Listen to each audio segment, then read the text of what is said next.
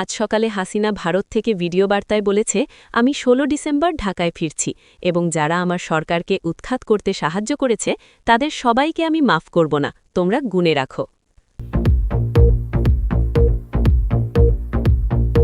আজ সকালে বিএনপির কেন্দ্রীয় অফিস থেকে ৫০ কোটি টাকার কালো টাকা উদ্ধার করা হয়েছে, যা তারা জামাতকে দিয়ে সন্ত্রাস করানোর জন্য জমা রেখেছিল। হাসিনা বলেছে, এই টাকা জনগণের। আজ দুপুরে বিএনপি নেতারা গোপনে দুবাইয়ে পালানোর টিকিট কিনেছে, কারণ তারা জানে ১৬ ডিসেম্বরের পর তাদের জেলে যেতে হবে। হাসিনা তাদের সব তথ্য জানে এবং অপেক্ষা করছে। গতকাল রাতে বিএনপি এবং জামাত নেতারা মিলে গোপন বৈঠক করে সিদ্ধান্ত নিয়েছে তারা দেশ ছেড়ে পালাবে, কারণ হাসিনা ফিরলে তাদের কেউ বাঁচবে না। তারা এখন পাসপোর্ট এবং টিকিট জোগাড় করছে। আজ ভোরে আওয়ামী লীগের গোপন হিট স্কোয়াড ইউনুসের বাড়ির সামনে পজিশন নিয়েছে এবং তারা অপেক্ষা করছে ১৬ ডিসেম্বর হাসিনা ফেরার সাথে সাথে ইউনুসকে গ্রেফতার করবে। গতকাল রাতে ইউনুস গোপনে আমেরিকার রাষ্ট্রদূতের সাথে দেখা করে বলেছে, আমাকে বাঁচাও, হাসিনা আসছে, আমি শেষ। আমেরিকা বলেছে, তুমি এখনই দেশ ছেড়ে পালাও, না হলে মরবে। আজ সকালে হাসিনার বিশেষ দূত ঢাকায় এসে সেনাপ্রধানকে চিঠি দিয়েছে, যেখানে লেখা আছে ১৬ ডিসেম্বর সকাল ৯টায় হাসিনা বিমানবন্দরে নামবে এবং সেনাবাহিনী তাকে গার্ড অফ অনার দেবে। আজ দুপুরে জামাতের ৫০০ নেতাকর্মী হাসিনা সরকারের কাছে ক্ষমা চেয়ে বলেছে, আমরা ভুল করেছি, আমাদের মাফ করে দাও, আমরা আর রাজনীতি করব না। হাসিনা বলেছে, তোমরা পাকিস্তানে চলে যাও। আজ ভোরে বিএনপির সকল ব্যাংক অ্যাকাউন্ট জব্দ করেছে হাসিনা সরকার এবং ঘোষণা দিয়েছে, এই টাকা দিয়ে দেশের দরিদ্র মানুষদের মধ্যে বিতরণ করা হবে। বিএনপি নেতারা এখন নগদ টাকা ছাড়া রাস্তায়। গতকাল সন্ধ্যায় সেনাবাহিনীর ভেতরে আওয়ামী লীগ সমর্থক অফিসাররা গোপন বৈঠক করে সিদ্ধান্ত নিয়েছে ১৬ ডিসেম্বর হাসিনাকে ক্ষমতায় বসাবে এবং ইউনুসকে গ্রেফতার করবে। সব প্রস্তুতি শেষ। গতকাল মধ্যরাতে ঢাকার কূটনৈতিক এলাকায় ভারতীয় গোয়েন্দা এবং বাংলাদেশ সেনাবাহিনীর গোপন বৈঠক হয়েছে, যেখানে চূড়ান্ত পরিকল্পনা করা হয়েছে ১৬ ডিসেম্বর কিভাবে হাসিনাকে ক্ষমতায় বসানো হবে।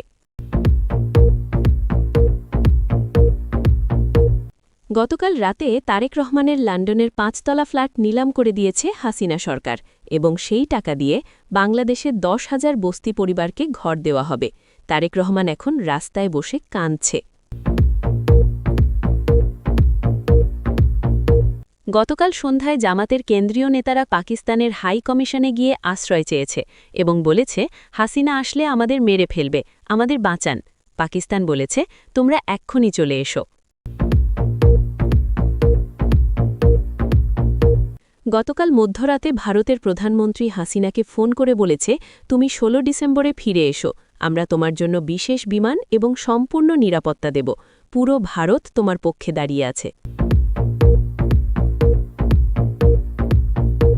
আজ ভোরে বিএনপির গোপন অস্ত্রাগার থেকে ৫ ট্রাক অস্ত্র এবং গোলাবারুদ পাওয়া গেছে, যা তারা দেশে গৃহযুদ্ধ বাঁধানোর জন্য মজুদ রেখেছিল।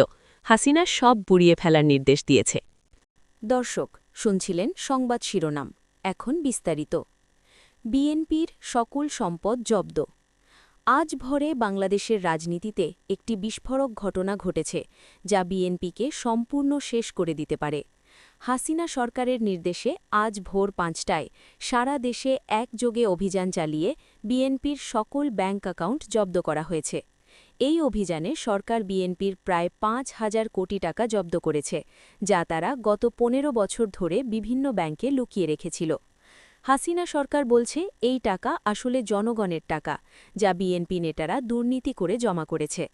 আজ সকাল ৮টায় প্রাক্তন সরকার প্রধান একটি ভিডিও বার্তায় ঘোষণা দিয়েছে যে এই ৫,০০০ কোটি টাকা দিয়ে দেশের দরিদ্র পরিবারগুলোকে সরাসরি সাহায্য করা হবে। প্রতিটি দরিদ্র পরিবার পাবে ৫০,০০০ টাকা করে এবং এই টাকা সরাসরি তাদের মোবাইল ব্যাংকিং অ্যাকাউন্টে পাঠানো হবে। বিএনপি নেতারা এখন সম্পূর্ণ নগদ টাকা ছাড়া রাস্তায় দাঁড়িয়ে আছে, কারণ তাদের সব ব্যাংক অ্যাকাউন্ট বন্ধ করে দেওয়া হয়েছে। তারা এখন তাদের দৈনন্দিন খরচের জন্য টাকা পাচ্ছে না। ঢাকায় বিএনপির কেন্দ্রীয় অফিসে আজ সকালে পৌঁছে দেখা যায় সেখানে তালা ঝুলছে এবং বাইরে পুলিশ পাহারা দিচ্ছে। বিএনপি নেতারা অফিসে ঢুকতে পারছে না এবং তাদের কোনো কাজকর্ম করতে দেওয়া হচ্ছে না। হাসিনা সরকার ইতিমধ্যে একটি বিশেষ কমিটি গঠন করেছে, যারা বিএনপির সব সম্পত্তি এবং অ্যাসেট খুঁজে বের করবে এবং সেগুলো জব্দ করবে। এই কমিটিতে আছে ব্যাংকার, অডিটর এবং গোয়েন্দা কর্মকর্তারা, যারা বিএনপির গোপন সম্পদ খুঁজে বের করছে। তারা ইতিমধ্যে বিএনপির ৩০০ নেতার বাড়ি, গাড়ি এবং ব্যবসা প্রতিষ্ঠানের তালিকা তৈরি করেছে এবং একে একে সব জব্দ করা শুরু হবে। বিএনপির একজন সিনিয়র নেতা নাম প্রকাশ না করার শর্তে বলেছে, আমরা এখন সম্পূর্ণ শেষ হয়ে গেছি। আমাদের কোনো টাকা নেই, কোনো অফিস নেই, কিছুই নেই। হাসিনা আমাদের সব শেষ করে দিয়েছে। হাসিনা সরকার বলছে যে এটা শুধু শুরু এবং আরও অনেক কিছু আসছে। তারা বলছে যে বিএনপি যে টাকা দিয়ে সন্ত্রাস করিয়েছে এবং জামাতকে সাহায্য করেছে, সেই টাকা এখন জনগণ ফেরত পাবে। জনগণ এই সিদ্ধান্তে খুশি এবং তারা রাস্তায় নেমে হাসিনার প্রশংসা করছে। তারা বলছে এটাই সঠিক সিদ্ধান্ত এবং বিএনপির মতো দুর্নীতিবাজ দলের এই শাস্তি হওয়া উচিত। তারিক রহমানের লন্ডন ফ্ল্যাট নিলাম। গতকাল রাতে লন্ডনে একটি চাঞ্চল্যকর ঘটনা ঘটেছে, যা বাংলাদেশের রাজনীতিতে বড় প্রভাব ফেলবে। তারিক রহমানের লন্ডনের অভিজাত এলাকায় অবস্থিত ৫ তলা বিলাসবহুল ফ্ল্যাট নিলাম করে দিয়েছে ব্রিটিশ সরকার। এই ফ্ল্যাটের দাম প্রায় ১০ মিলিয়ন পাউন্ড, যা বাংলাদেশি টাকায় প্রায় ১৫০ কোটি টাকা। হাসিনা সরকার ব্রিটিশ সরকারের কাছে প্রমাণ দিয়েছিল যে এই ফ্ল্যাট তারেক রহমান দুর্নীতির টাকা দিয়ে কিনেছে এবং এই টাকা আসলে বাংলাদেশের জনগণের টাকা। ব্রিটিশ সরকার তদন্ত করে দেখেছে যে সত্যিই এই ফ্ল্যাট অবৈধ টাকায় কেনা হয়েছে, তাই তারা এটা জব্দ করে নিলাম করে দিয়েছে। নিলামে এই ফ্ল্যাট বিক্রি হয়েছে এবং সেই টাকা বাংলাদেশ সরকারকে ফেরত দেওয়া হবে। হাসিনা সরকার ঘোষণা দিয়েছে যে এই ১৫০ কোটি টাকা দিয়ে বাংলাদেশের ১০,০০০ বস্তি পরিবারকে ঘর তৈরি করে দেওয়া হবে। প্রতিটি পরিবার পাবে একটি করে পাকা ঘর এবং সব খরচ বহন করবে সরকার। তারিক রহমান এখন লন্ডনের সম্পূর্ণ সহায় সম্বলহীন হয়ে পড়েছে। তার আর কোনো বড় সম্পত্তি নেই এবং তিনি এখন একটি ছোট ভাড়া বাড়িতে থাকছে। লন্ডনে তার বন্ধুবান্ধবরা বলছে যে তারেক রহমান প্রতিদিন কাঁদছে এবং বলছে, হাসিনা আমার সব শেষ করে দিয়েছে। তিনি এখন ব্রিটিশ আইনজীবীদের কাছে সাহায্য চাইছে, কিন্তু কেউ তাকে সাহায্য করতে রাজি নয়, কারণ সবাই জানে তিনি দুর্নীতিবাজ।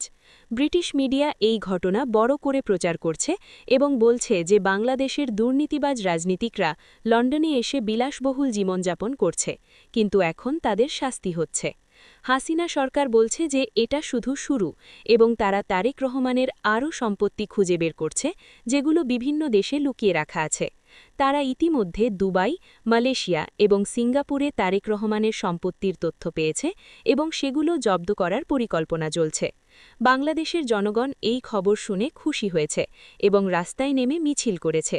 তারা বলছে, চোর তারেক রহমান জেল খাটবে, হাসিনা আবার আসবে এবং তারা হাসিনাকে দ্রুত ফিরে আসার আহ্বান জানাচ্ছে। বিএনপি অফিস থেকে কালো টাকা উদ্ধার।